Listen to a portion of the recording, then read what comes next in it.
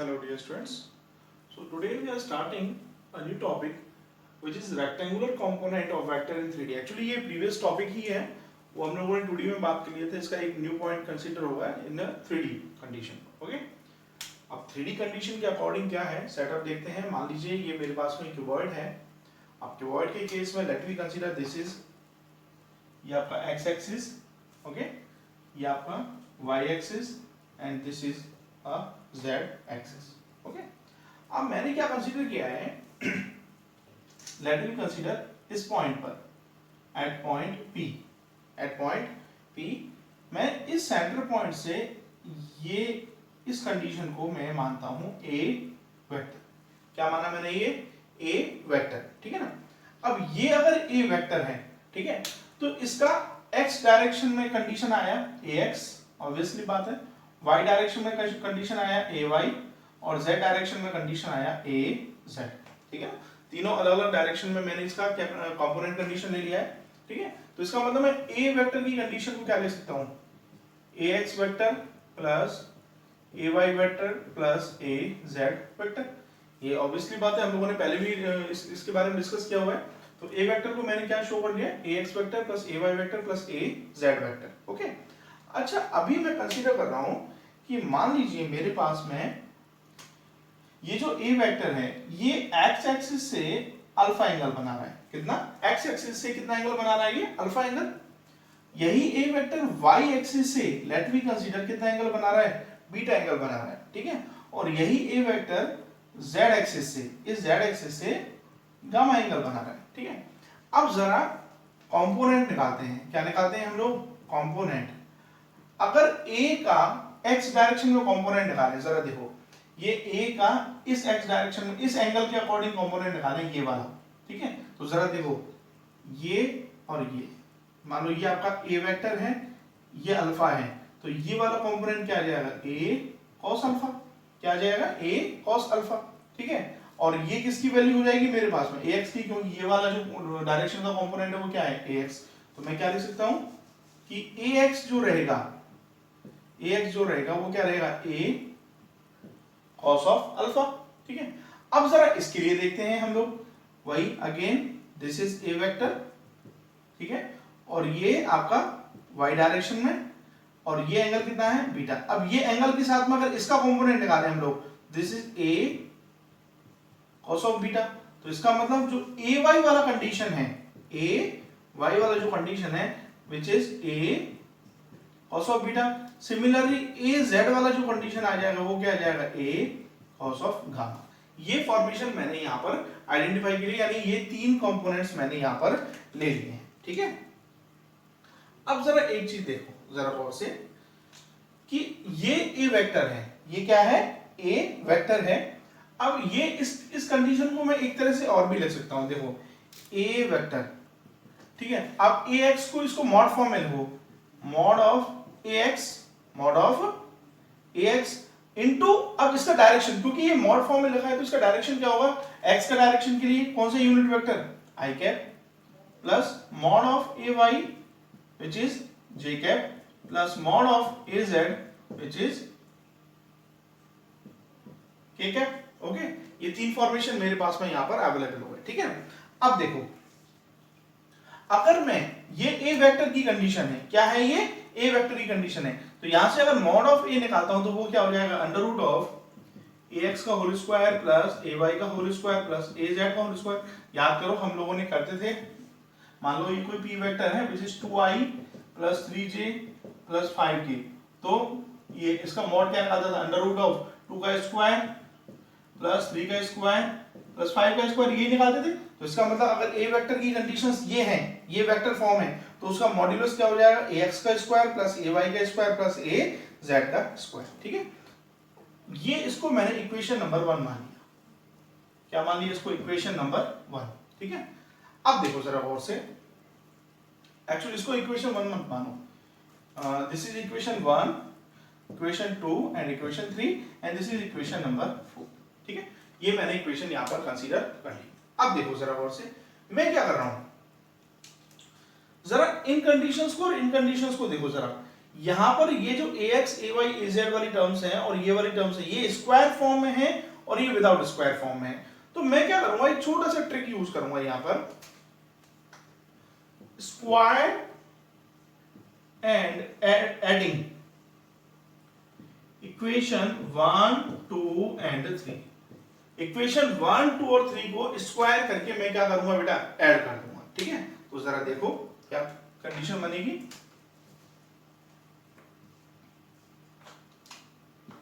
Which is, देखो 1 2 3, actually इसको ऊपर ही लिखते हैं।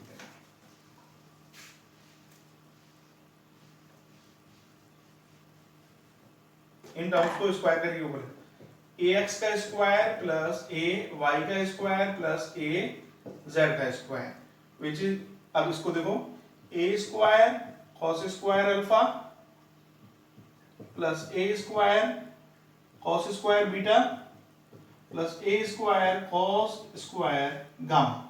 ठीक है, ये फॉर्मेशन बना मेरे पास में। अच्छा, अब जरा नोटिस करते हैं हम लोग, इक्वेशन 4 को भी दोनों तरफ स्क्वायर अगर कर लें हम लोग, इक्वेशन 4 का भी दोनों तरफ स्क्वायर कर लें, तो जरा नोटिस करो कि इसकी जगह ये क्या हो जाएगा। देखो, पुट द वैल्यू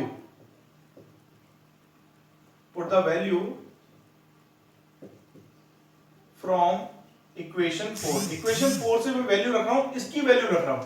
ठीक है ना, इक्वेशन 4 से इसकी वैल्यू रख रहा हूं। तो देखो, अगर दोनों तरफ स्क्वायर करेंगे तो ये क्या हो जाएगा, a का स्क्वायर हो जाएगा। तो इसकी जगह मैं क्या लिख सकता हूं, a का स्क्वायर मॉड है। ठीक है, कोई दिक्कत नहीं। अब ये टर्म क्या बन जाएगी, देखो a square cos square alpha plus a square cos square beta plus a square cos square gamma. ठीक है, ये फॉर्मेशन बना मेरे पास में। नाउ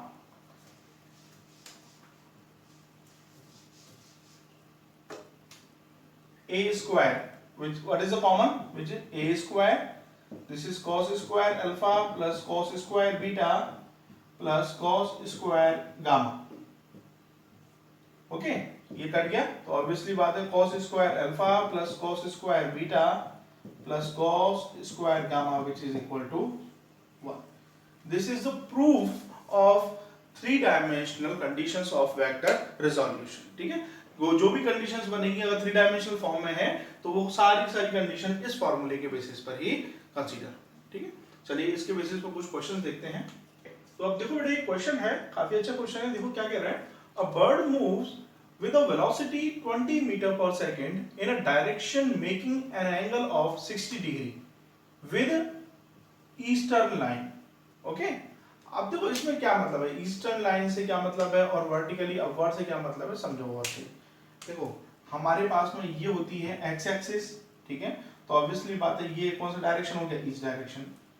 ये होती है वाई एक्सिस, तो ये कौन सा डायरेक्शन हो गया, नॉर्थ डायरेक्शन। अब जेड एक्सिस क्या होती है, देखो ये तो प्लेन हो गया, तो जेड एक्सिस अगर सच में देखा जाए तो कुछ इस तरह से होती है।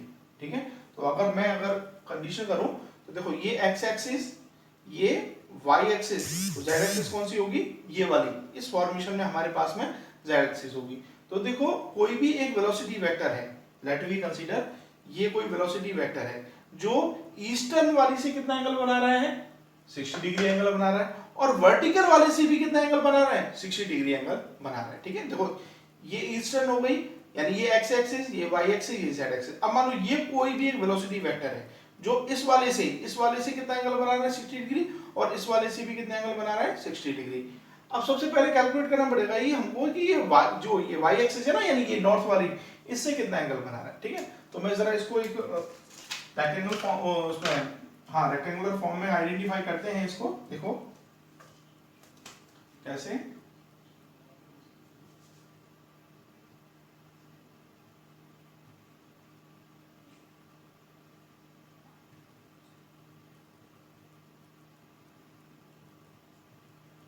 ये मेरे पास में रेक्टेंगुलर फॉर्म हो गया। ठीक है, अब देखो उस रेक्टेंगुलर फॉर्म के अंदर दिस इज एक्स एक्सिस जो कहां पर है, ईस्टर्न डायरेक्शन में।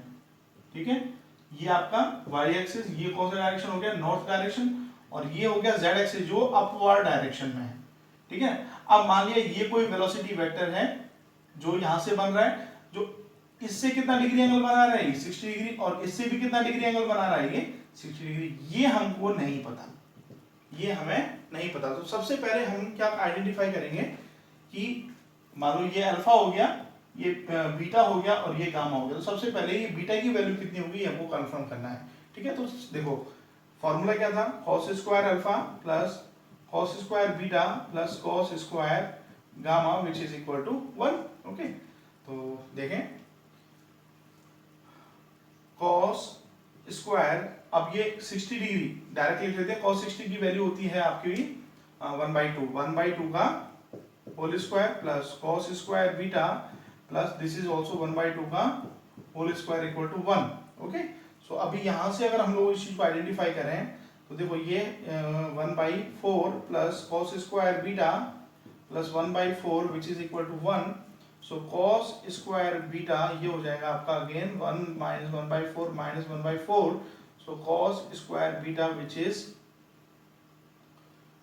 ये 1/2, तो ये 1/2 cos बीटा आ गया बेटा आपका 1/√2, यानी बीटा की वैल्यू कितनी आ गई 45, ठीक है।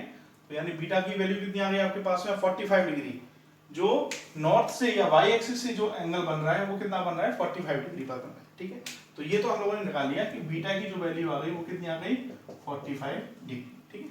चलिए अब देखते हैं हम लोग कि इसके वेलोसिटी वेक्टर रेक्टेंगुलर फॉर्म में किस तरह से होगा। देखो देखो रेक्टेंगुलर फॉर्म से मतलब है कि 3 डायमेंशनल वेक्टर, ठीक है। देखो मान लो ये v वेक्टर है आपका, ठीक है। तो ऑब्वियसली बात है इस x डायरेक्शन में ये vx हो जाएगा, ये y डायरेक्शन में vy हो जाएगा और ये z डायरेक्शन में vz हो जाएगा, ऑब्वियसली बात है। तो v वेक्टर की फॉर्मेशन क्या हो जाएगी vx vector plus vy vector plus vz vector, यहां तक लिख सकते हैं हम लोग, ठीक है। तो मैं इसको थोड़ा सा रफ करके ढंग से लिख रहा हूं कि v वेक्टर की टर्म क्या हो जाएगी vx वेक्टर। इसमें देखो चलो कोई नहीं, थोड़ा सा क्लियर हो जाएगा आप लोगों को।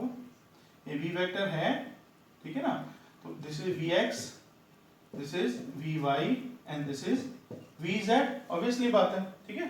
So this is vx vector plus vy vector plus vz vector. Okay, so v vector इस टर्म को अगर मैं जनरली अगर मैग्नीट्यूड फॉर्म में लिखूं तो ये क्या हो जाएगा vx i cap plus vy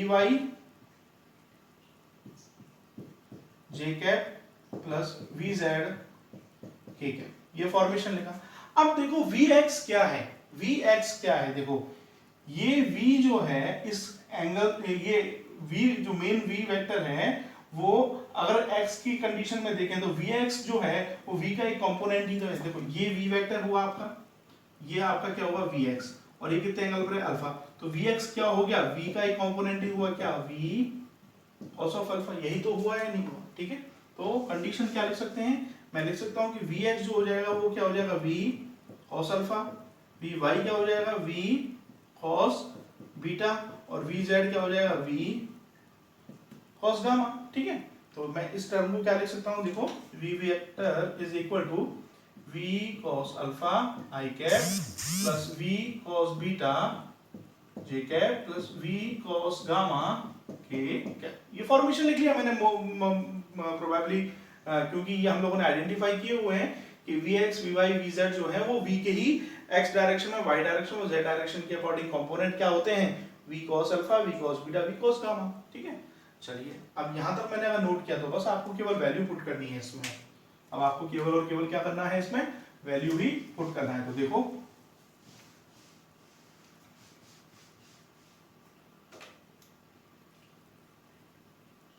okay, now value put करते हैं। देखो बेटा v vector v cos alpha. अब देखो बेटा वेलोसिटी वेक्टर कितना गिवन है आप लोगों को क्वेश्चन में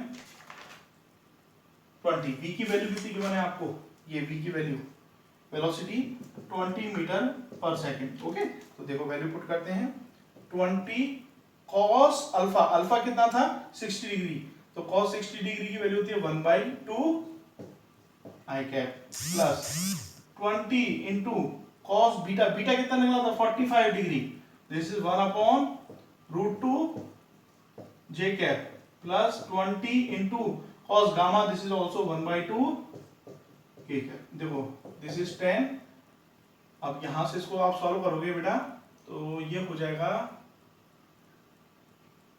20/√2 है ना, तो √2 से मल्टीप्लाई करवा लेते हैं इसको, ठीक है। तो यहाँ से देखो ये 20√2 हो गया और ये √2 मिलके 2, ये 10√2 आ जाएगा इसका आंसर। देखो एक बार समझ लो कैसे, देखो 20 था, यहाँ मैंने क्या किया 1/√2 जो है मैंने √2 से ऊपर और नीचे क्या करवा दिया है, मल्टीप्लाई करवा दिया, ठीक है ना। अब देखो ये क्या हुआ, ये तो ऊपर तो √2 हो गया और नीचे √2 × √2 हो गया ये, तो दिस इज 20√2/2। सो ये 10 बार कट गया, ये कितना आ गया 10√2, ठीक है।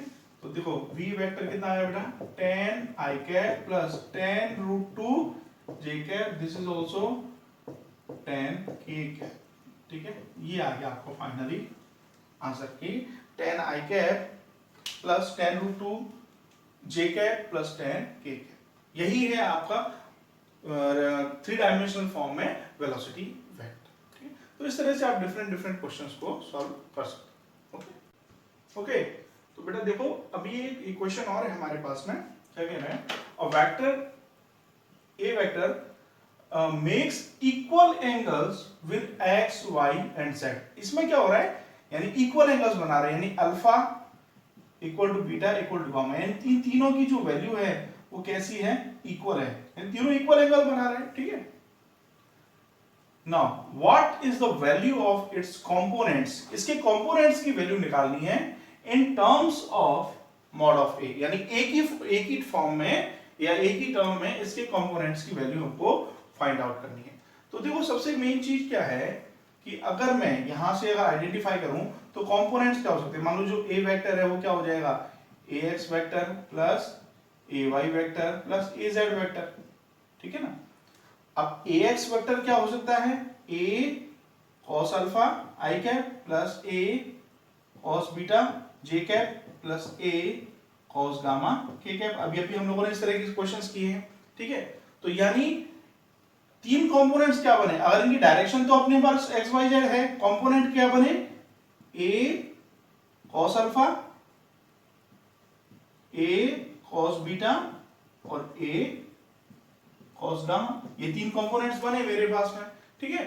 तो अगर मैं इन तीनों की वैल्यू फाइंड आउट कर लूं तो वही मेरे पास में क्या होंगे, इनके कंपोनेंट्स की क्या, इनके कंपोनेंट्स की क्या हो जाएगी, वैल्यू हो जाएगी मेरे पास में। वो क्या पूछ रहा है वो देखो ना, what is the value of its components. अब कंपोनेंट्स क्या होते हैं भाई, जनरली ए के कंपोनेंट्स क्या क्या हो सकते हैं, ax ay az, ये तीन कंपोनेंट हो सकते हैं 3 डायमेंशनल फॉर्म में, और इन्हीं कंपोनेंट्स को हम लोग क्या लिखते हैं, a cos alpha a cos beta a cos gamma, ठीक है।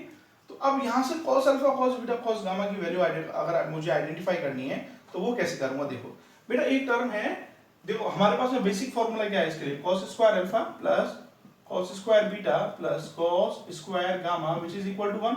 अब alpha beta gamma, alpha equal to beta equal to gamma, इन सब की वैल्यू सेम है, तो मैं इन सब में से किसी एक को कॉमन मान लो, मतलब बीटा को भी अल्फा मान लो और गामा को भी अल्फा मान लेते हैं, ठीक है। तो यहां से अगर मैं ऐसे आइडेंटिफाई करूं तो देखो cos square alpha plus cos square alpha plus cos square alpha which is equal to 1, तो ये क्या हो जाएगा 3 cos square alpha is equal to 1, तो cos square alpha is equal to 1/3, so cos alpha which is 1/√3। तो हमारे पास में cos alpha की वैल्यू क्या आ गई 1/√3। अब cos अल्फा की वैल्यू 1/√3 है तो ऑब्वियसली बात है cos बीटा की वैल्यू भी 1/√3 होगी और cos गामा की वैल्यू भी 1/√3 होगी, क्योंकि तीनों कंडीशन कैसी हैं, इक्वल कंडीशंस हैं, ठीक है ना।